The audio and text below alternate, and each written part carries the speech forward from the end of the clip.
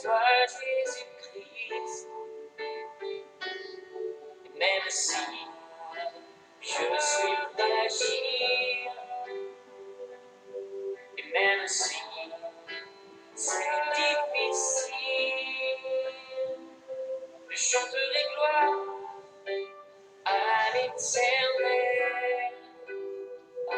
Je chanterai louange à son nom. Je chanterai Dieu, mon essentiel. Je chanterai en l'honneur de son nom. Je viens te dire, Seigneur, que tu es mon bonheur. Non, rien ne peut détruire notre bel avenir. Et même si je suis fragile, et même si c'est difficile, je chanterai gloire à l'Éternel. Je chanterai louange à son nom. Je chanterai Dieu, mon essentiel. Je chanterai en l'honneur de son nom. Je chanterai gloire à l'Éternel. Je chanterai louange à son nom. Je chanterai Dieu, mon essentiel. Je chanterai en l'honneur de son nom. Toute ma vie, je redirai que tu as donné ta vie. Toute ma vie, je redirai que tu as payé le prix. Toute ma vie, je redirai que je ne vis que pour lui.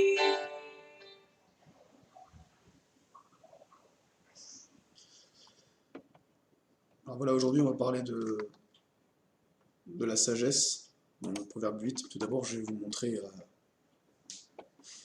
un site que j'ai trouvé qui est plutôt marrant sur les maps, certaines maps du monde.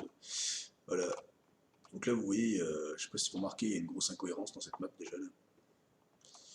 Alors après avoir vu ces 15 cartes, vous ne regarderez plus jamais le monde de la même façon.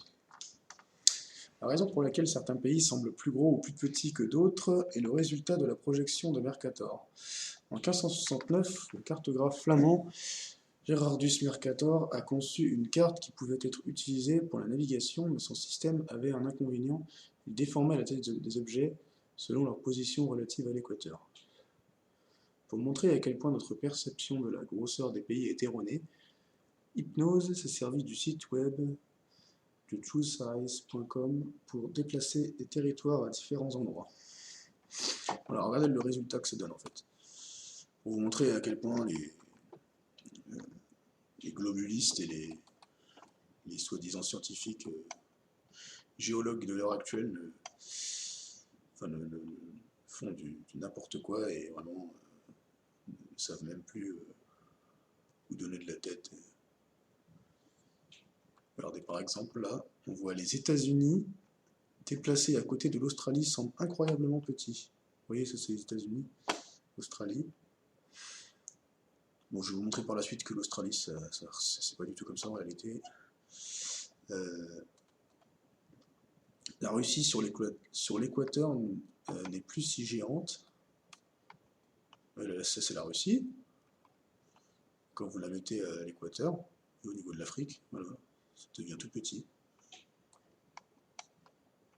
Le Brésil, si le Brésil était en Asie, il serait immense. Voilà, il prend pratiquement la taille de l'Asie, c'est plus le Brésil. Hein. Voilà, ça c'est la Roumanie, dans l'océan Arctique, c'est du n'importe quoi. L'Australie devient aussi grande que l'Europe. Le Canada en Amérique du Sud, il devient tout petit. Le Groenland aux États-Unis, ça devient du n'importe quoi. C'est ridicule. Ça fait à peine la taille de 5 États. Et alors là, en Amérique du Sud, il est encore plus petit que le Brésil. La Californie déplacée sur le Royaume-Uni montre que leur taille est très similaire. Voilà. La Californie et le Royaume-Uni, c'est bizarre quand même, parce que la Californie, ça doit être beaucoup plus petit que le Royaume-Uni. La Chine déplacée sur la Russie. Bon, c'est complètement du n'importe quoi. Hein, ça fait la taille de... C'est plus grand que... pratiquement plus grand que la Russie. La Sibérie, tout ça. Voilà. L'Indonésie, voilà, c'est carrément abusé. Je sais pas si vous voyez.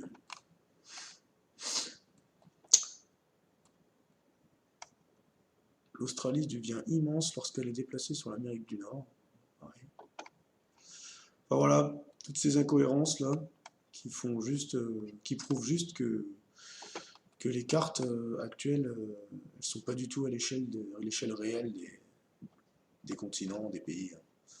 Par exemple, il faut savoir que l'Afrique, c'est sûrement un des plus grands continents au monde. C'est gigantesque.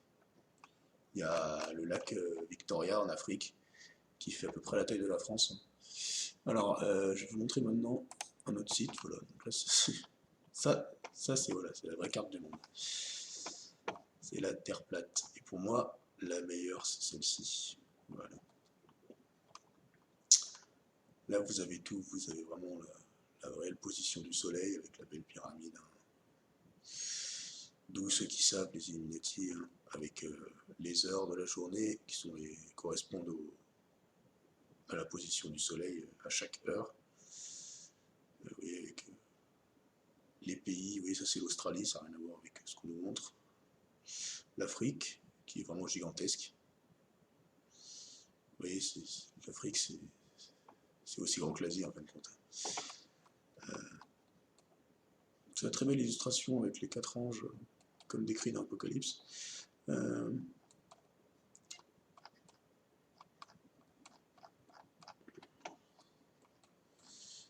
celle-ci que j'aime beaucoup aussi. Et vous voyez là, on voit bien, comme je vous disais, l'Afrique. Vous voyez, ça c'est le lac Victoria, là. Lac Victoria. Et la France. Vous voyez, c'est à peu près une taille encore, je ne sais même pas si ça c'est la bonne taille, quoi. Parce que beaucoup disent que c'est le Loch Ness qui est le plus grand lac du monde, mais le Loch Ness est ridicule à côté du lac Victoria. Et il faut savoir aussi que, en fait, au Centrafrique, là, ici, là, tout ça, c'est un marécage, en fait, après toute cette taille-là, qui fait en fin de compte la taille ça fait la taille des États-Unis. Je vous laisse imaginer la grandeur de la chose.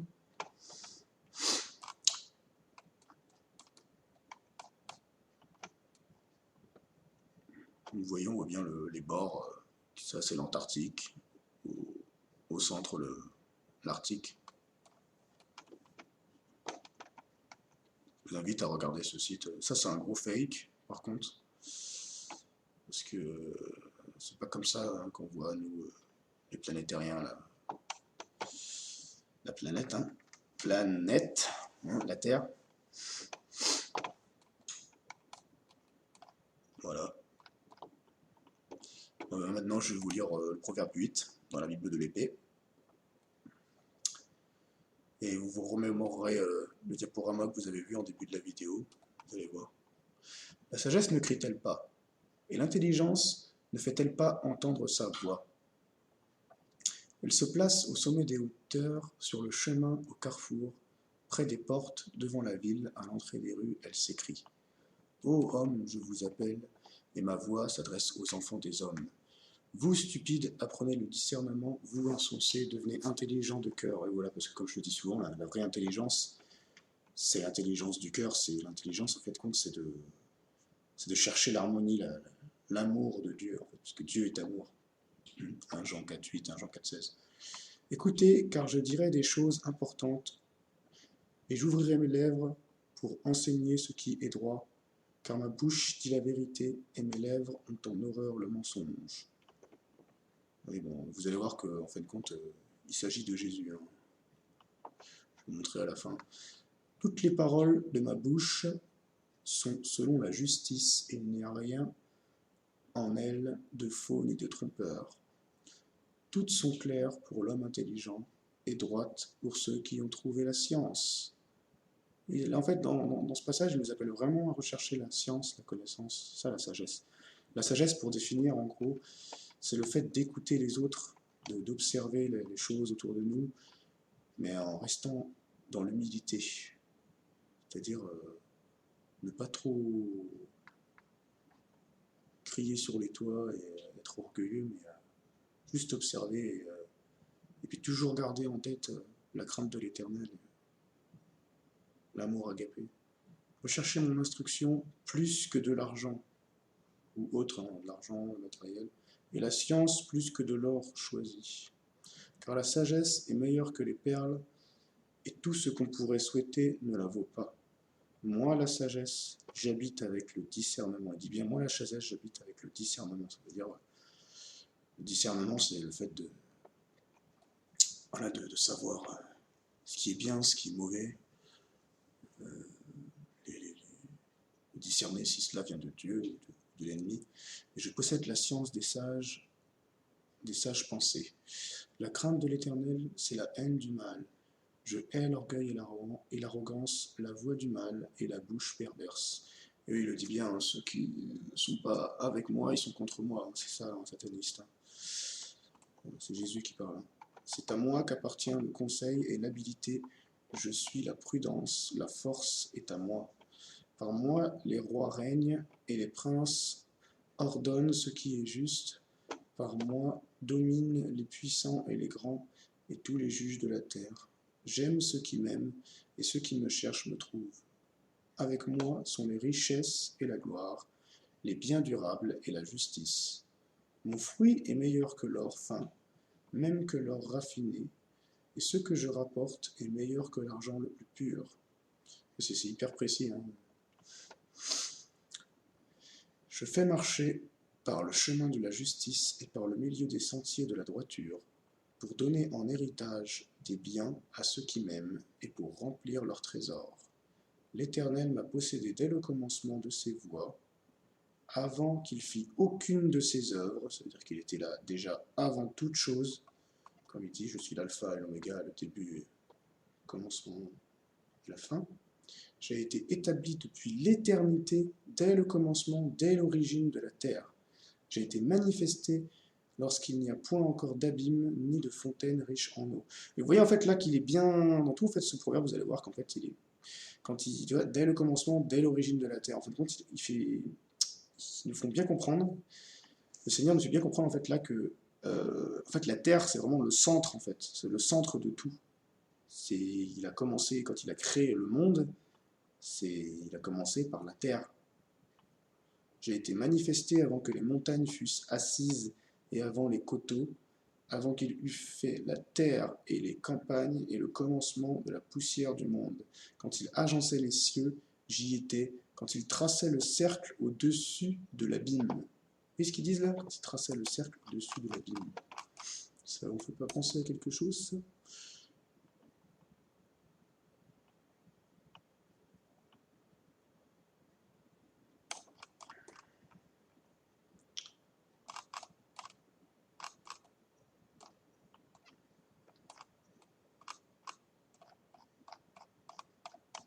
Vous savez que ça, c'est des cartes quand même qui datent il n'y a pas si longtemps. Hein. En fin de compte, pour faire la carte du globe, ils ont juste pris la map, cette map-là. Là. Et ils ont pris les bords et ils en ont fait une boule. Hein. Mais vous voyez, le cercle. On va continuer. Hein. Il traçait le cercle au-dessus de l'abîme. Quand il fixait les nuages en haut, quand il faisait jaillir les fontaines de l'abîme, quand il imposait à la mer sa loi, c'est-à-dire sa limite. Vous voyez, la mer Antarctique, c'est un mur de glace, comme vous avez pu le voir dans le diaporama au départ.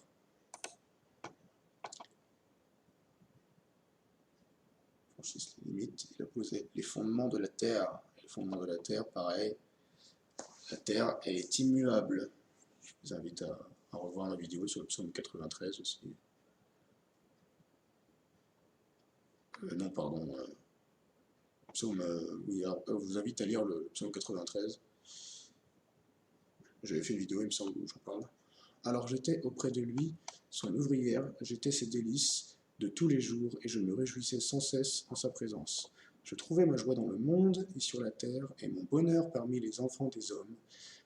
Vous voyez, c'est une prophétie, ça. Prophétie à Jésus qui vient parmi nous. Maintenant donc, mes enfants, écoutez-moi, heureux ceux qui garderont mes voies, écoutez l'instruction pour devenir sages, et ne la rejetez point. Heureux l'homme qui m'écoute, qui veille à mes portes chaque jour, et qui garde les poteaux de l'entrée de ma maison, car celui qui me trouve la vie, et obtient la faveur de l'Éternel. Mais celui qui m'offense fait tort à son âme. Tous ceux qui me haïssent aiment la mort.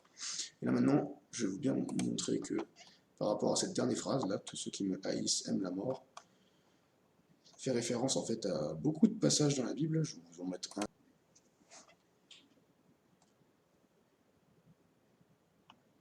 Celui qui croit que Jésus est le Christ est engendré de Dieu. Et celui qui aime Dieu qui l'a engendré aime aussi celui qui est engendré de lui. Nous connaissons en ceci que nous aimons les enfants de Dieu, c'est que nous aimons Dieu et que nous gardons ses commandements. Car ceci est l'amour de Dieu, c'est que nous gardons ses commandements. Or ces commandements ne sont point pénibles. Parce que tout ce qui est né de Dieu surmonte le monde, et ce qui nous fait remporter la victoire sur le monde, c'est notre foi. En fait, là, le commandement dont il est parlé, c'est de croire en son Fils Jésus, qui est la vie, la résurrection, le chemin, la vérité, et de nous aimer les uns les autres, hein, c'est simple. Hein. Il le dit dans 1 Jean 3, 24. Qui est celui qui a vaincu le monde, sinon celui qui croit que Jésus est le Fils de Dieu? C'est ce même Jésus, le Christ, qui est venu avec l'eau et le sang, non seulement avec l'eau, mais avec l'eau et le sang. Et c'est l'Esprit qui en rend témoignage, parce que l'Esprit est la vérité. Car il y en a trois qui rendent témoignage dans le ciel, le Père, la Parole et le Saint-Esprit. Et ces trois-là sont indivisibles en Jésus. Il y en a aussi trois qui rendent témoignage sur la terre, l'Esprit, l'eau et le sang. Et ces trois-là se rapportent à un seul, Christ, c'est-à-dire le Messie, le Sauveur. Si nous recevons le témoignage des hommes, le témoignage de Dieu est d'un plus grand poids. Or, c'est là le témoignage que Dieu a rendu de son Fils. Celui qui croit au Fils de Dieu a le témoignage de Dieu en lui-même. Celui qui ne croit point Dieu le fait menteur, puisqu'il n'a pas cru au témoignage que Dieu a rendu de son Fils. Et voici le témoignage, c'est que Dieu nous a donné la vie éternelle, et cette vie est en son Fils. Qui a le Fils a la vie, qui n'a point le Fils de Dieu n'a point la vie. Et voilà, je vous laisse sur ça. Je dis, soyez bénis dans le nom de Jésus. Amen.